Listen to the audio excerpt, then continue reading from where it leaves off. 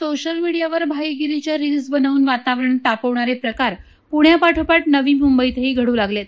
विशेष म्हणजे अशा रील्समधून थेट नशा विक्रीच्या अड्ड्यांची माहितीही सांगितली जाते। यानंतर नवी मुंबईतील नशेच्या अड्ड्यांवर पोलिसांनी कारवाई करत चौघांच्या मुसक्या आवळल्यात। या चौघात एक जण अल्पवयीन आहे। त्यांच्याकडून 4,25,000 रुपयांचा हेरोईन हा अंमली पदार्थ जप्त करण्यात आलाय। 4 मित्रांनी मिळून एक रील बनवून इंस्टाग्रामवर प्रसारित केली। त्यात त्यांनी अंमली पदार्थ सेवन करताना चित्रीकरण दाखवलं होतं। ही बाब समोर येताच पोलीसही सतर्क झाले होते।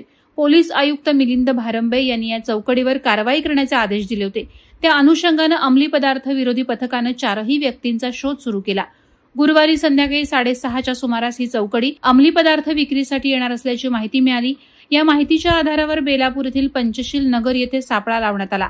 यात संतोष दिनेश कांबळे वय 22 वर्ष, सलमान सलीम दौला वय 29 वर्ष, सनी दिनेश कांबळे वय 24 वर्ष आणि एक अल्पवयीन युवक अडकले। या सर्वांची अंगझडती घेतली असता त्यांच्याकडून 4,25,000 रुपयांचे 18 ग्रॅम वजनाचा हेरोईन अंमली पदार्थ आढळून आला। अंमली पदार्थ विक्री तसंच इंस्टाग्रामवर अंमली पदार्थाबाबत व्हिडिओ व्हायरल केल्याप्रकरणी त्यांच्यावर गुन्हा दाखल करण्यात आलाय।